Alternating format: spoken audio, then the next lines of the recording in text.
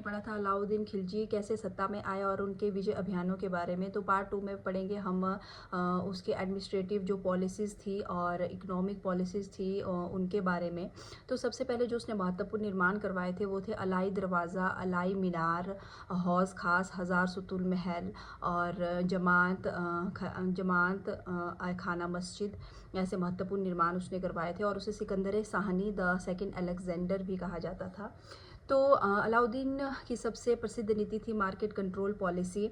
तो इस पॉलिसी की विशेष बात ये थी कि उसने जो ज़रूरी वस्तुएं हैं उनका जो मूल्य था वो बिल्कुल कम रखा था, ताकि सैनिकों को कम वेतन देने के बावजूद उनका जीवन बिल्कुल स्मूथली चले और उन्हें कोई शिकायत ना रहे। तो इसी उद्देश्य से उसने सभी चीज़ों के जो प्राइस है वो राज्य द्वारा निर्धारित किए थे। उसने चार अलग बाज़ार स्थापित किए थे। सबसे पहला उसने अनाज भंडार का बाज़ार रखा था, और दूसरा उसने जो मैन्युफैक्चर्ड आइटम्स होती है उनका बाज़ार रखा था, और तीसरा रखा था उसने जो जनरल आइटम सामान्य आइटम्स होती है, और चौथा जिसमें घोड़े, मवेशी और जो दास स्लेव्स होते हैं उनका बाज़ार रखा था। तो इन बाज़ारों को नियंत्रित करने के लिए एक स्पेशल ऑफिसर रखे जाते थे, जिन्हें शाहना ए मंडी कहा जाता था। और जो भी दुकानदार जो भी रूल रेगुलेशन बनाए हैं उनको फॉलो नहीं करता था तो उसे बहुत कठोर दंड दिया जाता था।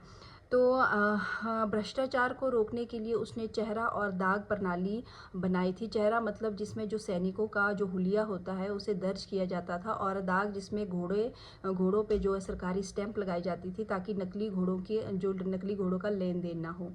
तो अलाउद्दीन खिलजी एक सबसे पहला सुल्तान था जिसके पास एक परमानेंट आर्मी थी। तो जो रेवेन्यू रिफॉर्म थे उसमें क्या किया था उसने, बिस्वा जो होती है उसको मेजरमेंट यूनिट बनाया था, स्टैंडर्ड मेजरमेंट यूनिट लैंड का।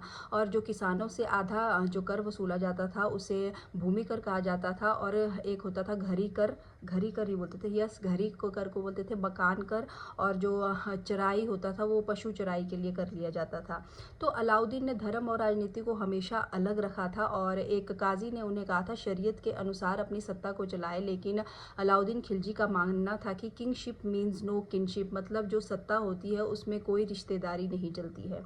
ठीक है। अलाउद्दीन अनपढ़ था, लेकिन उसके दरबार में बहुत से विद्वान भी थे, अमीर खुसरो और मीर हसन देलवी जैसे। और 1316 ईस्वी में उसकी मृत्यु हो गई। और मलिक कफूर ने बहुत कोशिश की सत्ता हासिल करने की, लेकिन उसके 30-36 साल बाद ही मलिक कफूर की भी मृत्यु हो गई और अलाउद्दीन खिलजी का युग ऐसे समाप्त हो गया। लेकिन उनकी जो नीतियाँ हैं, सैन्य नीतियाँ हैं, एडमिनिस्ट्रेटिव पॉलिसी है, उनको आज भी इतिहास में याद रखा जाता है। धन्यवाद।